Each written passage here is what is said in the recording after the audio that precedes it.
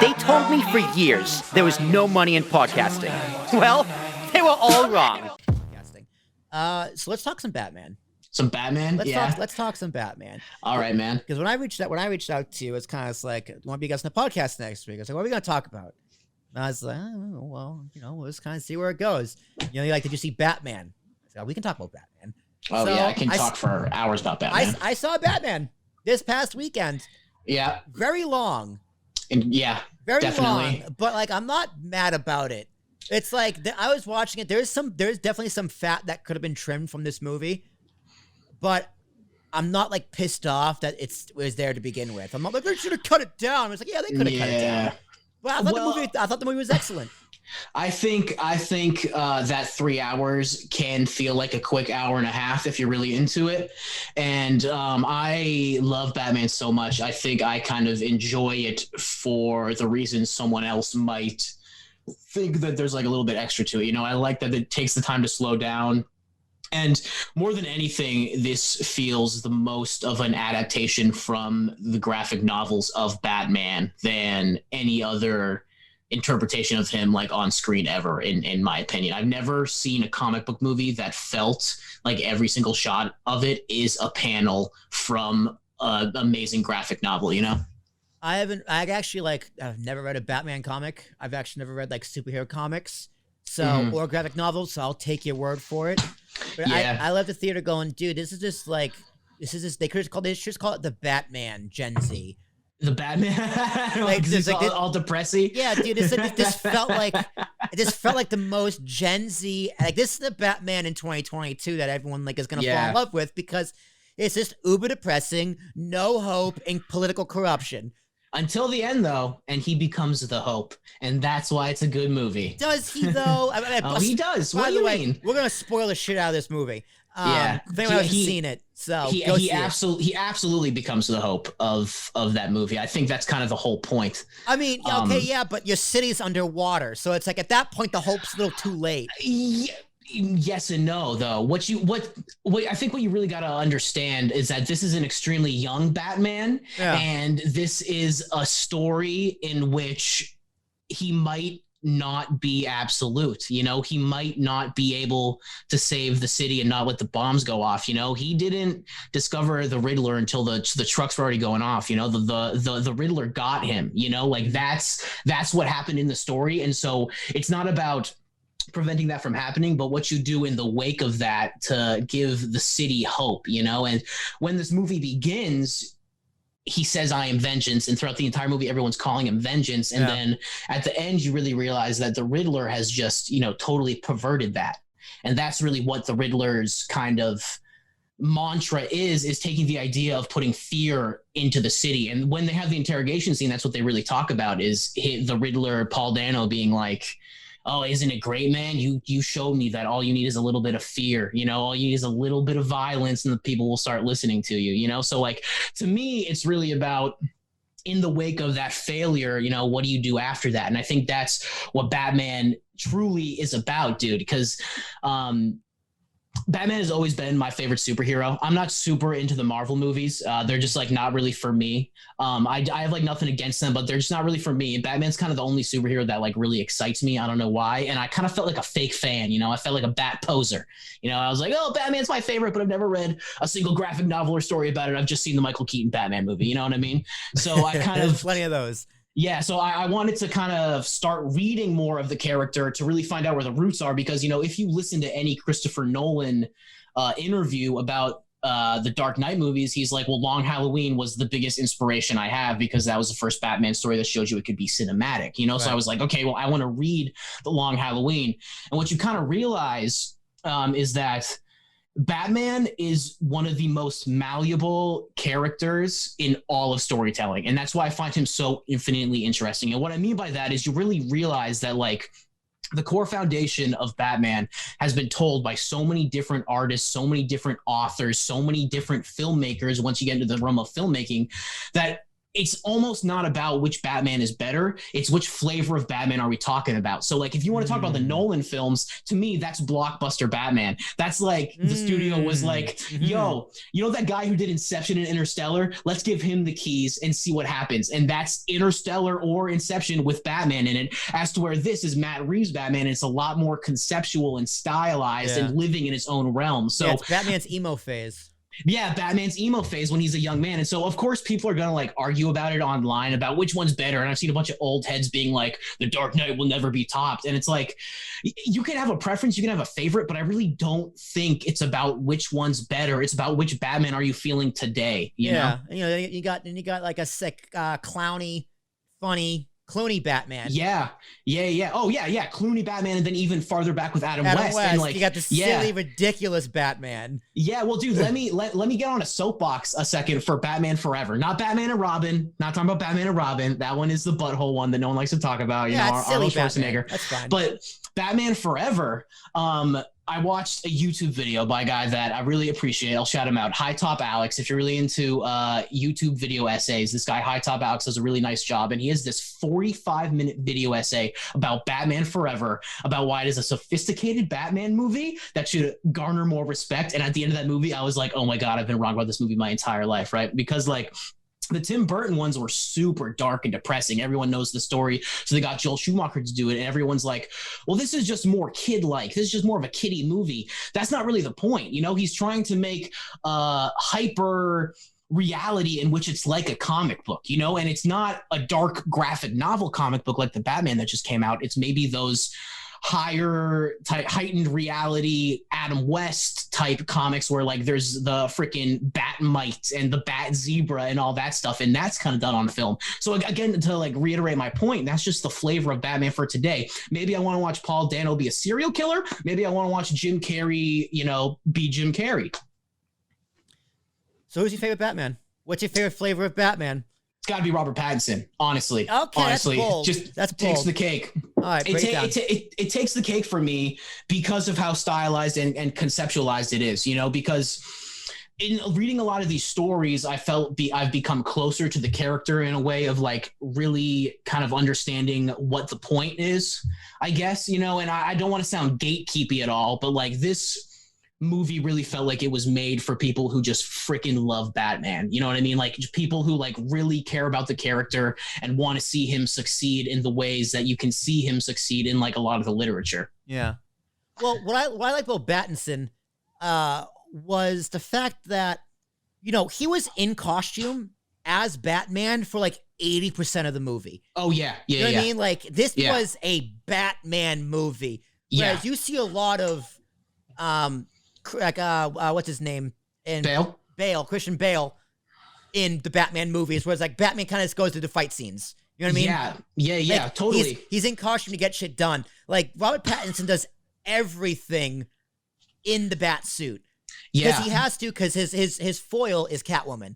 So I think that adds a lot more when it comes to the idea of like, because there's when you're playing Batman, you're playing pretty much three characters. You're playing Batman, the vigilante. You're playing Bruce Wayne in public, and then you're playing Bruce Wayne with Alfred. Like people who know he's Batman. Yeah. So you're really kind of pulling off three characters, point. Whereas this one, he was just Batman the entire movie. Because he's just so disillusioned to the world, man. Yeah, you know, there was no Playboy, there was no Bruce Wayne. It was just, no, this is fucking Batman.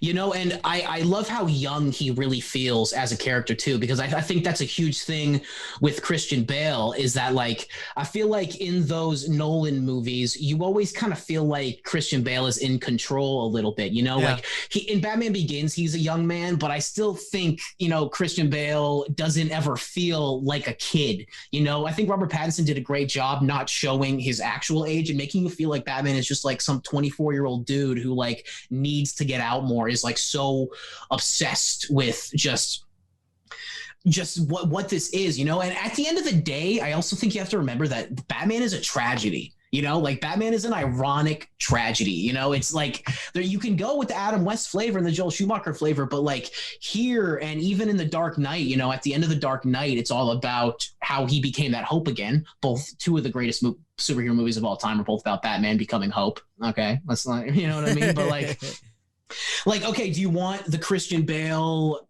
super playboy one? Nothing wrong with that, but that's a different Bruce Wayne, you know? That's a different Bruce Wayne. Yeah, This very this, very different. Yeah, this Bruce Wayne can't go to a Met Gala and, you know, buy the, I think it was in Batman Begins when he buys the hotel. You know what I mean? Yeah. Robert Pattinson is so far removed He from doesn't that. give a fuck. Yeah. He just doesn't give a fuck. He's like, we gotta keep up appearances for like this foundation. He's like, I don't give a fuck. Yeah. Fuck it. Doesn't matter. Mm-hmm.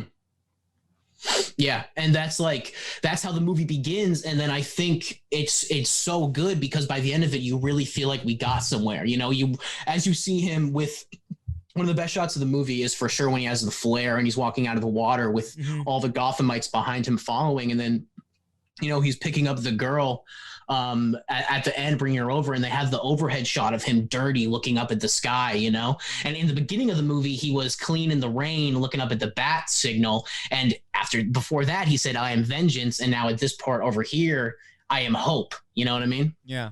Yeah. No, it definitely worked. The movie was excellent. The acting was great. I liked having Andy Serkis as Alfred. The Riddler. I think I first of all, before we get to the Riddler, 'cause I do want to spend a lot of time on the Riddler. Colin Farrell as the Penguin. Holy goddamn. Indescribable. Yeah. Like, I found out it was Colin. Like, if I didn't know Colin Farrell played, I would have shit myself. Like, it was like, oh wait, that's Tom Cruise from Tropic Thunder. Like that kind of like, wait, you're lying. Like, you have to go to IMDb and look that shit up to make sure no one's not punking me. Like, what an incredible job by the Penguin. Like, I know the big shoots are filled with Danny DeVito, but incredible. I thought he was almost better than the Riddler. Oh yeah, no, dude, and totally. And I think I don't think any of the villains in this movie are going anywhere. I think they're really going to stick around for, you know, the longevity of all these sequels that they're going to make, dude. And I mean, my God, dude, when he's like yelling, I got you, you sick weirdo, and then he just pops out of the fire, dude. I mean, moments like that just hit you, dude. And I saw it in IMAX too, and there was like, oh baby, you could feel it in your chest throughout that entire sequence, bro. It was just so. It's just so incredible, man. It was great. And honestly, shout out to John Turturro, too, for playing Falcone. Oh, yeah, like, dude, amazing. One thing I was concerned about with the trailers was, you know, they had 3 villains, what seemed like 3 villains. Yeah. And, you know, it's tough to pull that off. Yeah. And a lot of movies don't. But this one, and then Homecoming, No Way Home, the last Spider-Man. Yeah. They both pulled it off. Excellent. Like, Falcone, Penguin, and Riddler all got like equal screen time with a clear hierarchy of who's in charge. Absolutely, dude. Like, absolutely. And that's a testament to the writing, for sure. Yeah, no, and I would even I would argue that Dark Knight Rises doesn't do as good of a job with it, and I think that's why that movie fell short for a lot of people. Yeah. And again, back to the graphic novels I've been reading, what you realize in a lot of them is that like sometimes a bad guy will show up for a chapter and then he's like gone. Like the Long Halloween is really interesting because it doesn't take place on one night; it takes place over the course of a year, and every month is a different villain. So in the Long Halloween, there's pretty much 12 different villains all getting to this, and that's like, you know, the Joker, the Riddler, Poison Ivy, like all that stuff. All these characters are in this graphic novel, and like it doesn't feel too full. It doesn't feel like it's full of fat. It doesn't feel like it's wasting your time. And so that's what I'm extremely interested about in more of these movies, is like how Matt Reeves is going to be able to capitalize on this and like utilize even more characters from one of the greatest rogue galleries of all time. No, definitely. All right, the Riddler. Yeah. So I loved the Riddler. Yeah. Paul Dano, for a second, can we just say there will be blood, prisoners, the that's Batman. Where I know like, him from. Yeah, dude. Like Paul Dano. I drink your milkshake. Yeah, he's the guy counting to Daniel Day-Lewis. Okay, copy. Now I know who he is. Because I was like, you look so familiar. Yeah. And I just couldn't put my finger on it. Have you seen Prisoners? Oh yeah. Oh yeah. He's Prisoners is incredible. I love Prisoners. Great movie. I've only seen it once, but it's a great movie. But I was watching this movie, and I like what they're doing with the Riddler. But I couldn't help thinking, how is this any different from the Joker? I understand that. It's just they didn't do the Joker because the Joker's been done so many times. So they did the Joker, but they just called him the Riddler. And I'm trying to think of, because there is the riddles and the whole like method to the madness, as well as Joker is just pure chaos. Yeah. But I think that's even a little bit of a stretch. Like this Riddler felt too much of a Joker to me. I think it's in the performance and the acting over the actual intention of the character. I think what's kind of making you feel that way is the way that he screams into the phone, "No, justice cannot lie," Yeah. That stuff is a little over the top and feels a little jokery, but when it comes down to the character of the Joker is chaos, man. There's almost no method to the madness. There's no point to it. He is the pure antithesis of Batman. And so when the Joker's in the next one, I have a feeling that's kind of what the story is going to be about. As to where the Riddler had like a really clear motive as to why he was doing this stuff, why he felt like he was smarter than everybody, why he felt like he'd been wronged by everyone. So I totally agree that his performance came off as like a bit of like, of course, this is what a psychopath acts like. And like, you can totally chalk it up to being like the Joker. I think the difference is kind of just in the intention of like the character, you know what I mean? And it's hard to compare it to the actual Joker. So I'm interested in what the conversation is going to be like when we actually get the Joker in this universe and how much he relates to Paul Dano. And they made it seem like their boys are going to be, intertwined in the next one too, so maybe it'll just be this crazy story. I hope so. After seeing that scene, I want to see them team up so bad.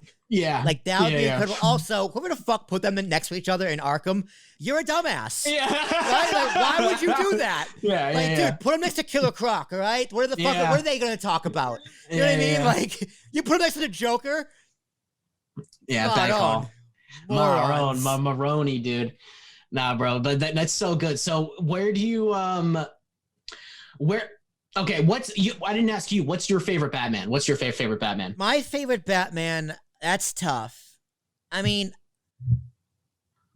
I do think this one's better than Christian Bale. I mean, Christian Bale's Batman's, there's nothing wrong with it. Like, yeah, he's a great Batman, but I think he gets a lot of rub from Heath Ledger's Joker.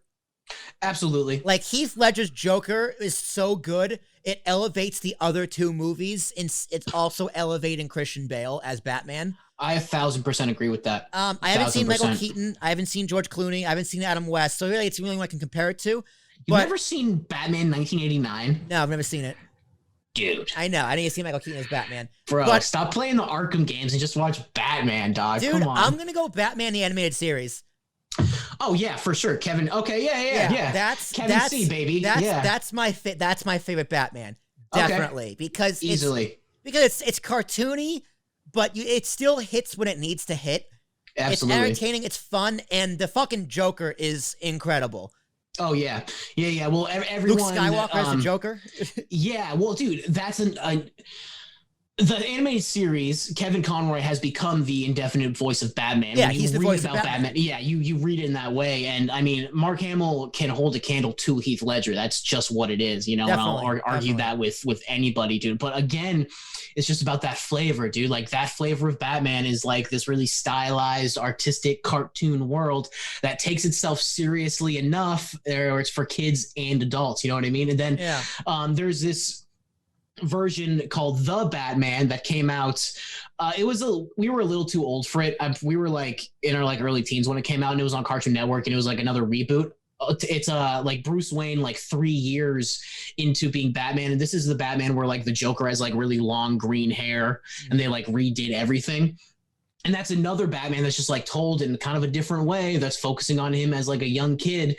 And that's just kind of what I think about the Batman, is that he's so cool because it's all about the core concept of like who the superhero is, not even like the way that it's presented, I guess. I don't know if that made sense. It's like the way that Batman is presented is like the same core ideas, but can be told in like so many different stylized ways. And that's really what I find so interesting about storytelling. Back to Midnight Showing for a second, like when we can find a movie that like you can just talk about for 40 minutes, and then at the end of that conversation say something that just makes you completely think about it in a different way. Like that's cool storytelling to me. Cool storytelling is when I can see, I have a counter. It's like a joke that whenever I see Batman's parents getting shot in a comic, I like add a check mark to the thing. And it's like, even though I've seen Thomas and Martha Wayne be gunned down so many times, many times. Yeah, it's like every time I'm like, okay, well, this one drew it a little cooler. You know what I mean, man? You know what I mean? This one happened in daylight. Yeah. that was one thing I will say about the Batman. It's just like, dude, I guess Gotham's in Brie. It's just always dark and it's always raining. Yeah. Well, dude, I saw it for a second time this past weekend. I think they should ban all plastic from movie theaters, you know? People just need to, you know, open up their M&M packs in the loudest way possible. But that, dude, I didn't even notice how much it was raining the first time I watched that movie. It's so just part of the aesthetic that I almost like didn't even notice. And then on the second time, I was like, wow, it really is raining this entire freaking movie. The entire movie. Very damp set. It was a very damp production. I mean, the whole movie takes place over a week. Yeah. Right? Yeah. So it's believable that it would be raining that entire time. Yeah. If that happens, well, that kind of begs the question, Luke, what state is Gotham in? I'd think East Coast. You know? I definitely think East Coast. Like the way it was shot, it looked very much like New York. Yeah. Like they made Gotham look a lot like New York. Like the garden, obviously. Like the Wayne Manor, but like also like when you saw the water coming in, yeah, it just looked like Lower Manhattan. I feel that. 100%. And you know, someone's like, I'm just gonna go upstate. Like at the end of the movie, Catwoman's like, I'm gonna go upstate. I was like, that feels a lot. This feels like New York. So I think Gotham might be in New York, at least in this universe. Yeah, well, another thing I love about Gotham is like how timeless it is. You know, like that's really present if you watch the animated series, where like there's televisions, but there's also cars from like the 1940s. Mm-hmm. You know, so that's another part of Batman that's so cool is how the city kind of becomes its own character. You know, Gotham is its own living, breathing thing that has all this stuff going on inside of it. So it is, and I picture Nolan's Gotham as Chicago. Yeah. Well, it's funny. I saw a tweet that was like, Matt Reeves, you know, it's very stylized. It's like New York, but not really. And Christopher Nolan was like, yeah, I don't know, it's Chicago. So you filmed it in Chicago. What do you want from me? Yeah. So like after I saw Batman, I got home, played the game for a few hours, and before I went to bed, I put on Mask of the Phantasm, the animated one from like the 90s. It was a quick hour and 16 minutes. Yeah, one of the greatest Batman stories. I don't remember which one it was, but I remember watching Batman as a little kid, and it ended with like Joker dying in like an airplane explosion or something, and like Batman and Batwoman are on the ground. And I have no idea if I'm imagining that, if it's real, or like where I saw it, but I've been wanting to find that Batman forever. Well, there's tons of movies. That does kind of sound like the end of Phantasm a little bit because there are explosions. There are explosions, but it's not Phantasm. I just watched it. It was just a Batman. It was animated, and it was like the same cast, the voice of Batman, and then Luke Skywalker as a Joker, or maybe it's like a flashback. I don't know. But do you remember which the first Batman you ever saw? Probably the animated series. That came out like right when we were kids. Yeah. Maybe like a few years after. And my brother was WB. Yeah, my brother was really into Batman too. So I saw like 1989, and I saw like Batman the animated series and all that stuff. And I have a bunch of pictures of me as like a little kid running around with like this cowl that like one of my mom's friends like sewed. And I would like put it on, run around the house and everything. So I've definitely felt like a Bat kid my entire life. And this Batman movie really just really hit it out of the park, and kind of reminds you that like when something is like really handled with care, you know, how awesome it can be when that's kind of my thing with Marvel movies, man. Okay, I'll talk about it. And I've found out that this. Let's go. Dig into it. I'm not a big fan either. It's fine. This opinion can be considered a little like gatekeepy or like douchey. I'm not Martin Scorsese. I don't think Marvel movies are like ruining cinema, but to me, they just kind of feel like uninspired. And I'm not saying all of them are bad. Like Endgame and Infinity War are dope. The new Spider-Man was dope. The Iron Man's back in the day. I'm excited for Multiverse of Madness because Sam Raimi's directing it, but like when the superhero movies feel like that, when they're just like being pumped out, I just like, it doesn't really excite me because it just kind of feels uninspired in that way, and I didn't watch any of the TV shows. I haven't seen Loki or WandaVision. Those are supposed to be really good, and I love the old X-Men movies from back in the day, but like those Marvel movies, I just don't see as much character to them. And the Batman has so much character. It's so stylized. It feels so real. And then, you're kind of watching Ant-Man and it just doesn't hit the same. Or even like No Way Home a little bit is like, did they really need to put all these characters in like the dude's apartment for like 20 minutes? You know what I mean? Like that scene like moved the plot along, sure, but like, does it really feel correct, or even like all like the Doctor Strange stuff in that movie is like, I feel like we're doing this because of what it is, not what it actually should be, if that makes sense. I suppose my thing with Marvel, so to kind of, I guess, build an analogy here, there's flavors to Batman, right? Yeah. And they're all very, very different flavors.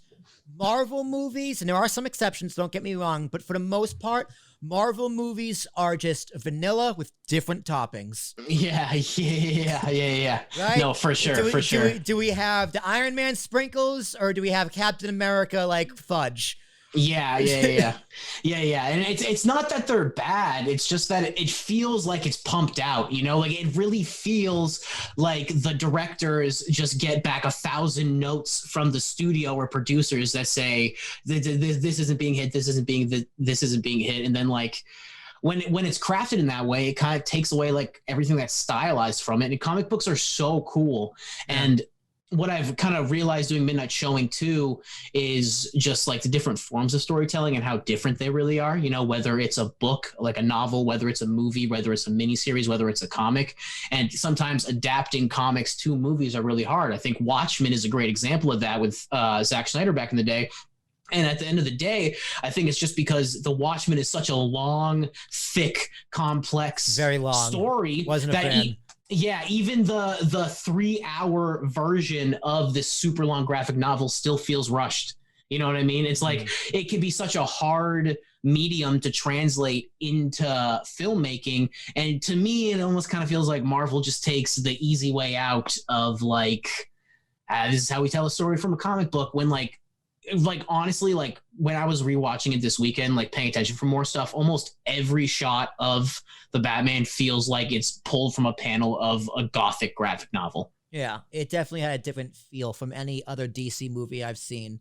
I never saw any of the Bat flicks. But I didn't really care for those. No. I don't need to. That's fine. I never cared that Ben Affleck was Batman. I was like, that sounds like a terrible idea.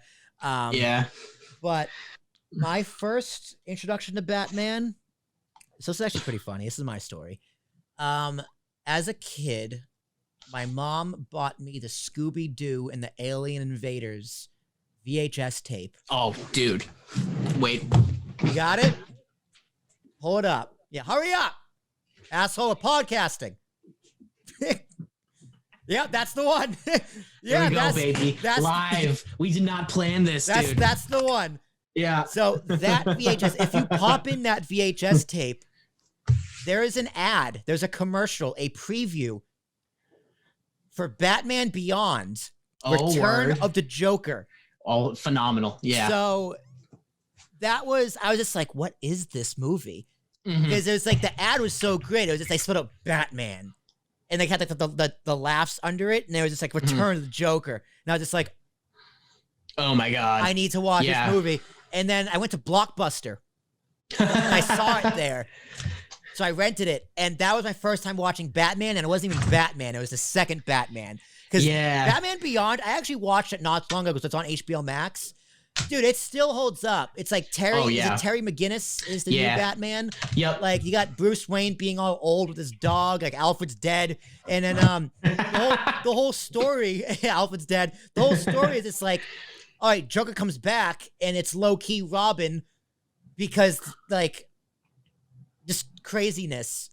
Yeah, dude, that scared the shit out of me as a kid. Actually, It's traumatic, man. The scene where he's just like it's laughing and crying as a kid. Yeah, dude, it's fucked up. It's just like, Robin, it's okay. He's like, yeah, because like he kills. It's just the nerve gas. He kills his dad. It's like, bro, this is a kids movie.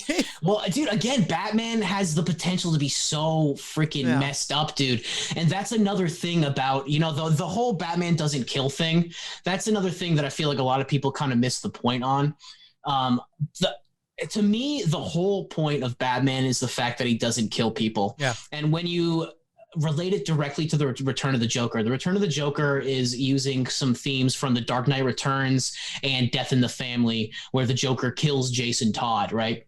And of course, it's fucked up that Robin died. But what's even more fucked up is when you realize that Bruce Wayne is the one who put this person in this situation. You know what I mean?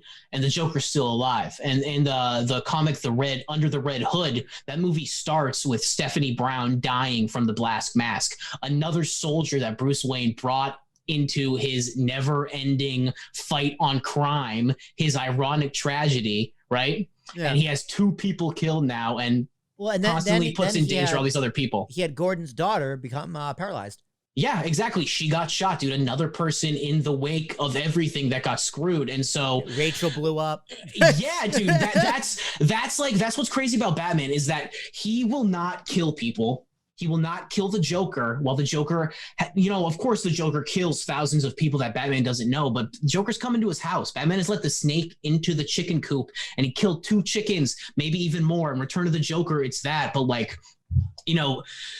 of the lines from Under the Red Hood that Jason Todd says is he's like, I'm not mad at you because you didn't save me. I'm mad at you because he is still alive, right? And it's like, Batman, how do you justify that? How do you justify the Joker killing like 2 or 3 of your soldiers that you brought into this, right? But you won't kill him. And that's the tragedy of it. That's the irony within it. So like you'll see people be like, oh, Batman doesn't kill people. Well, how come in Arkham Knight he suplexes them? Well, that's a video game where they want you to feel cool and beating the crap out of people. The actual like foundation of the story is how ironically he just won't do it, dude. And I love about the game, you don't kill them. Yeah.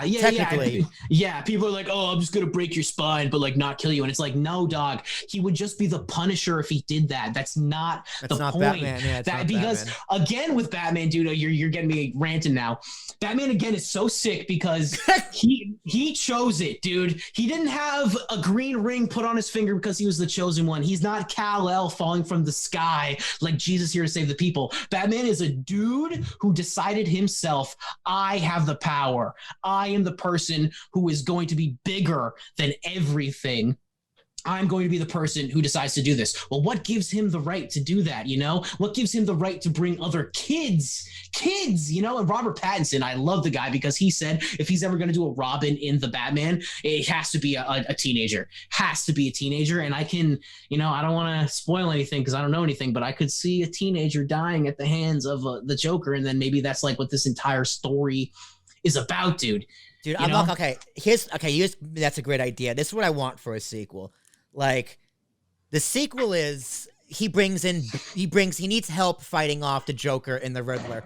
Yeah. And he has to bring in someone, and his only choice is fucking Robin. A teenager. And they're going to cast, like, the kid from 13 Reasons Why, right? Like, everyone's going to be like, this is fucking awful. This is the shittiest pick. What the fuck? Is this guy has no charisma, right? Like, or they'll do Tom Holland. It'll be amazing, right? That would be so funny, That'd be dude. so funny. Like, honestly, I don't know if you would cast, like, McLovin. I think he'd be a great Robin if it was, like, 5 years ago. But, like, they're going to cast someone as Robin. They're going to doubt him. His performance is going to be incredible. Everyone's going to love it. And then he dies at the end. Yeah.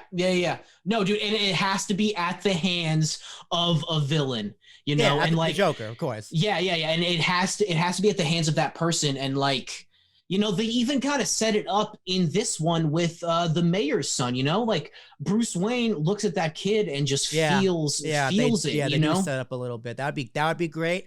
That would be really great. Now what if this would never happen? But if they did the second movie with the Joker, what if they convinced Joaquin Phoenix to do it? Interested. Joker 2 has been rumored. You know, it's been rumored. I don't see Joaquin Phoenix reprising the role though, because he's such a weird dude. They're different. You know, the movies are different too. They're very different, but like I feel like whoever you cast as the Joker, he almost has to play second fiddle to the Riddler because of the star power, or you're gonna set him up for failure because you can't follow that up. Yeah, that's going to be a tough one, dude. And I mean, just from that little snippet at the end of the movie, it seemed like a pretty unknown person. I haven't seen anyone online really trying to guess who the actor is that could potentially play the Joker. Yeah. Now that'd be crazy, man. That'd be crazy. There's just so much potential here. And, you know, like I really, my whole like, you know, song about it that I just want to get on the soapbox is that like, every Batman is different. When they're rebooting Batman, that's kind of the point. He's the most malleable character, like in almost all of storytelling, because he's been retold so many times over the past 80 years. And like the foundation of it for me is like the tragedy of it, the irony of it. Who gave this guy the power to go into the middle of the night and do stuff? Well, he kind of did it himself. That's the choice he makes. And where does it line up? Where does it not line up? Like, I just find that stuff so infinitely interesting. And I'll eat it up. I'll just eat it up constantly, dude. I'll go see that movie again tomorrow. Dare me. I also like that. Well, let me ask you, is Batman a superhero? Absolutely. Okay. Well, here's where super is super the word that you're focusing on? No, not even that. Well, that's part of it. Yeah, that's okay. If we're gonna have this debate, Luke, I think I'll be a little more nuanced than that. Fair enough. I wasn't sure. Like, I got you. Yeah. He's a rich guy who knows martial arts. Like that's really what Batman is. But he's also very smart and intelligent, all that stuff. But like, a part of being a superhero is also the perception of your actions. Absolutely. Like Batman isn't a superhero. Batman is a vigilante. Absolutely. Because some people love him.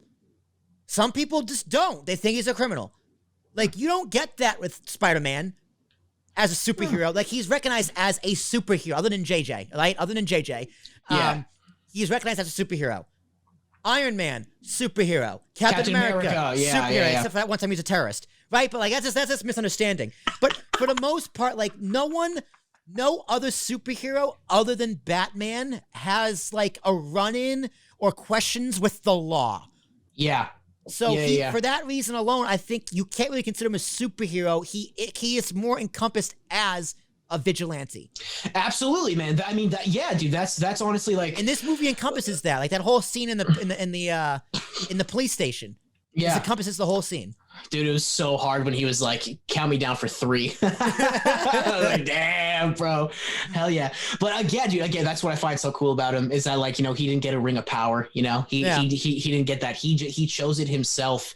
And it feels like a never ending war. And what you'll find too is that like in almost every Joker story, that's just what the Joker pushes. There's death in the family, and then there's another one called Death of the Family, written by Scott Snyder, no relation to Zack Snyder, I'm pretty sure. But in that movie, dude, like Alfred almost dies, most of the Bat family almost dies. The Joker really pushes Batman, and at the end of it, he makes a really cool point where he's like, "Don't you get it? He likes fighting with me more than he loves you."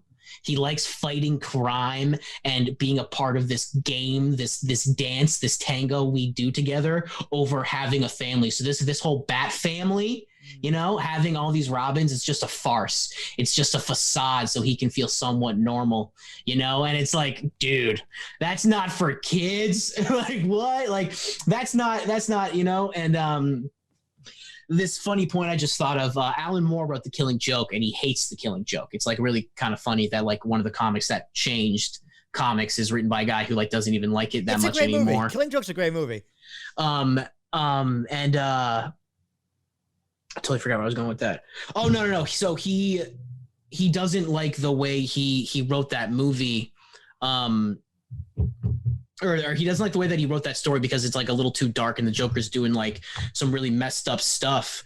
And he ends up there's this whole like idea at the end of it that like, does Batman actually finally go that far and like kill the Joker? Is that really like where it kind of ends? You know, is that where the entire story ends? So I don't know. I I don't know, dude. It's crazy. I kind of lost that point there, but you know what I mean? It's just like this. It encompasses so many ideas and so many themes that I think aren't always present in other forms of media, specifically with like superhero stuff in today's age. Why haven't we seen a Robin on screen? At least not in a long, long time. Does Robin just not fit into this modern day Batman? Is he too silly, too ridiculous?